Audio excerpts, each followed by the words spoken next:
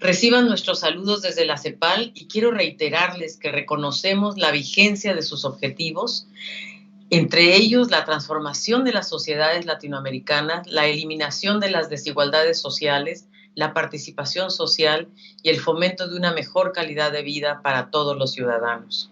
Quisiera reconocer en primer lugar que ya son casi 16 años de la creación de ALBA, plataforma de integración para los países de América Latina y el Caribe, cuyo énfasis se encuentra en la lucha contra la pobreza y la exclusión.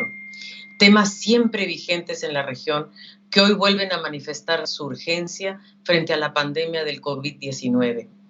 Tenemos un nuevo escenario global desde todos puntos de vista y sobre todo regional. Hace necesario, pues, que tomemos medidas, acciones económicas y sociales de forma urgente. Por eso hoy día, y a invitación del canciller Jorge Arreaza, me voy a permitir presentarles muy brevemente cuáles son los 10 mensajes que nosotros estamos enviando desde la CEPAL. Primero, que ya desde antes del COVID-19 la región manifestaba un crecimiento muy bajo, un limitado espacio fiscal y conflictos sociales crecientes. En segundo lugar, los efectos del COVID-19 van a generar la peor recesión que ha sufrido la región en su historia y vamos a caer un menos 5,3% por lo menos. Se desploma el comercio en 15% y caen las remesas y el turismo casi un 20%, al menos las remesas. Aumenta el desempleo y con ello, por cierto, la pobreza y la desigualdad. Y quinto, yo diría, tenemos distintos efectos entre los adultos mayores, las mujeres, los pueblos indígenas, los afrodescendientes, los niños, las niñas, y en general creo que los más afectados serán los adultos mayores. Las medidas anunciadas por todos los gobiernos han buscado, por supuesto, contener el virus, proteger los ingresos, el trabajo y las empresas. Y la pandemia sin duda ha evidenciado estas grandes brechas estructurales de la región, las carencias del sistema de salud, del régimen de bienestar, así como debilidades históricas del sistema productivo. Sin duda, esa es una de las metas que ustedes en el ALBA han buscado, justamente cerrar esas grandes brechas y llegar a sistemas universales, por ejemplo, de salud, como lo tiene ya, por ejemplo, Cuba. Muchos países han reorientado sus presupuestos públicos para tratar de compensar justamente estas grandes pérdidas en ingresos y en las empresas. Y eso va a requerir, no va a alcanzar con los presupuestos públicos y va a requerir sin duda financiamiento externo. Y ahí es donde creemos que la comunidad internacional debe reaccionar sobre todo a la enorme deuda externa que tienen nuestros países y sobre todo las economías del Caribe. Y esa es a donde nosotros hemos puesto nuestra mayor atención. Salir de la pandemia va a llevar mucho tiempo y por lo tanto habrá que reequilibrar la salida socioeconómica con el comportamiento de la propia pandemia. Y estamos en un momento muy difícil, es un momento de gran debilidad del multilateralismo, donde hay un proteccionismo mayor y menor cooperación internacional.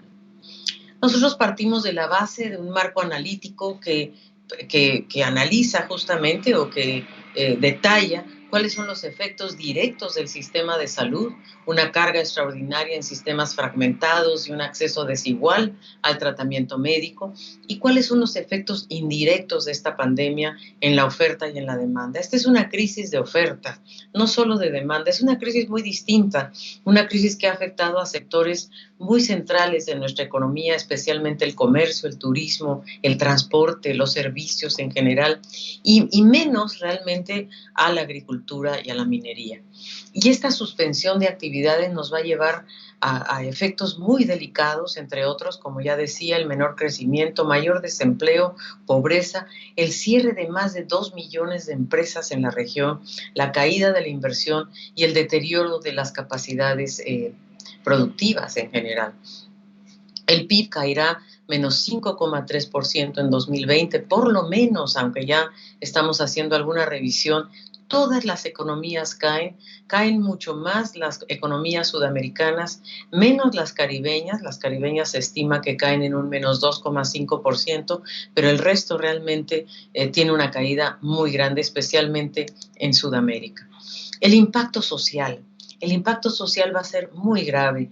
Casi 12 millones de personas más se agregan a las filas del desempleo hasta llegar a casi 38 millones de personas, por lo menos también.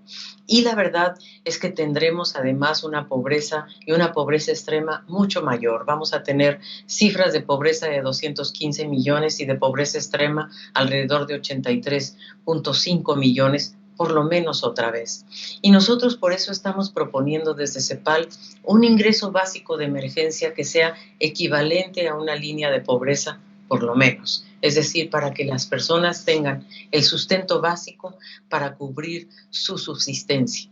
Y de eso estamos hablando cuando hablamos de un ingreso básico de emergencia. Lógicamente, el espacio fiscal de la región es limitado. Tenemos una muy baja carga tributaria en general y sobre todo una tributación muy desigual en el sentido de que no es progresiva, pagan muy poco los que más tienen, por ejemplo, y la verdad es que los ingresos los ingresos tributarios son indirectos, básicamente están dirigidos al impuesto al valor agregado. Y ahí quizá uno de los grandes problemas de nuestra región es la evasión fiscal, que asciende a 6,3% del PIB. Esto es realmente la mitad del gasto social de nuestra región, 3 veces más lo que se requeriría para cubrir el ingreso básico ciudadano, y la verdad es una cifra superior a lo que gasta la región en salud, que está en torno al 2,2%, y en educación, que está en torno al 4%. La verdad es que estamos en un momento muy delicado en la región porque hay un mayor endeudamiento y crecientes pagos de interés a la deuda. Fíjense ustedes que los intereses que paga la región de la deuda externa pública del gobierno central es 2,6% del PIB. Y ya dijimos que la salud no se gasta más allá del 2% del PIB. Así es de que la verdad es que si hubiera una suspensión pago de intereses y de la deuda externa, esto sería un gran aliciente y un gran alivio para los países de la región. Otro gran problema de nuestra región son las restricciones que tenemos para obtener los implementos médicos y los medicamentos que requerimos, sobre todo en esta época de pandemia. La región solo produce internamente el 4% de los medicamentos y los equipos médicos. Por lo tanto, tenemos que salir a buscar estos insumos y estos medicamentos al exterior a precios muy altos y en momentos de gran proteccionismo. Por eso es tan importante apuntarle a una mayor integración regional, porque es la única manera que podemos realmente salir de esta crisis. Nosotros en realidad proponemos desde CEPAL la construcción de un estado de bienestar y sistemas de protección social universales. Eso nos permitiría evitar otra década perdida que nos hizo realmente retroceder en los 80s y los 90s casi 25 años en materia social.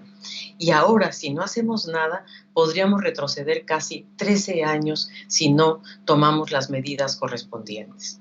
Hacemos 5 propuestas. Una es precisamente este ingreso básico de emergencia equivalente a una línea de pobreza para toda la población en situación de pobreza por 6 meses.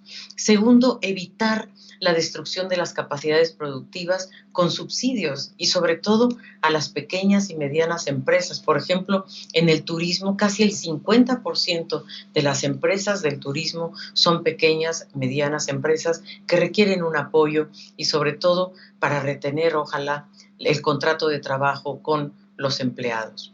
En el mediano plazo, tendremos que cambiar de modelo de desarrollo. No podemos seguir con este modelo concentrador que realmente ha sido para toda la población, excepto para los que más tienen, por supuesto, el 1% más rico, y tenemos que propiciar una estructura productiva con más igualdad y más sostenibilidad.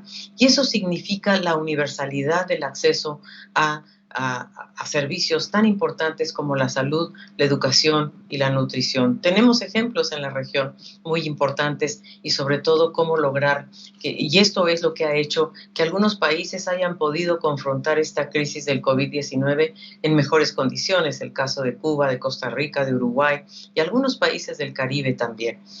Y por último diríamos propiciar una integración regional más, yo diría, productiva, social, económica, que nos permita ser más resilientes a los shocks externos. Nos han dividido mucho en la región, estamos muy fragmentados y eso no podemos permitirlo. Debemos ir hacia una mayor integración y una transformación que nos lleve a una recuperación mejor, con economías más resilientes, más inclusivas, más sostenibles, con una transición energética hacia la renovabilidad, con una conectividad digital, con una integración regional que nos haga depender menos del exterior, en realidad menos de lo importado, para poder satisfacer nuestras necesidades básicas y protegiendo a las mujeres. Creo que la igualdad de género es un tema de mucho fondo y también cómo recuperar nuestra producción de alimentos. El Caribe recientemente nos decía que ellos están buscando justamente la recuperación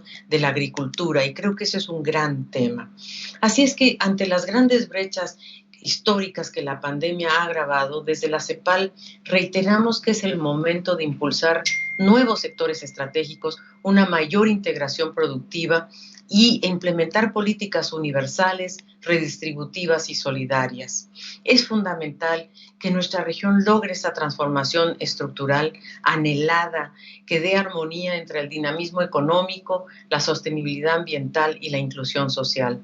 Saludamos la larga vida del ALBA porque creemos en la integración regional y en el multilateralismo justo y equitativo. Y por eso rechazamos con fuerza las sanciones impuestas a 2 de los países miembros del ALBA en tiempos de COVID-19. La CEPAL tiene una historia de apoyo a los organismos subregionales y regionales de integración. Tratamos de dar nuestro mayor esfuerzo, nuestros mejores resultados para lograr justamente compromisos con los países. Así lo hicimos con la Comunidad de Estados de América Latina y el Caribe, la CELAC, recientemente, en donde nos solicitaron justamente este informe socioeconómico y la creación de un observatorio COVID que hemos puesto en marcha justamente al servicio de los países. Lo hicimos a solicitud del Gobierno de México y hoy también lo hacemos a solicitud de usted, querido canciller Jorge Arreaza. Le agradezco mucho esta invitación del ALBA y le reitero nuestra convicción de la urgencia de lograr mayor cooperación internacional, con el gran ejemplo que nos da Cuba con su aporte de médicos al mundo, pues la actual crisis requiere ese tipo de soluciones, un multilateralismo mejorado, mayor cooperación, que son claves para poder superar este impacto social y económico de la pandemia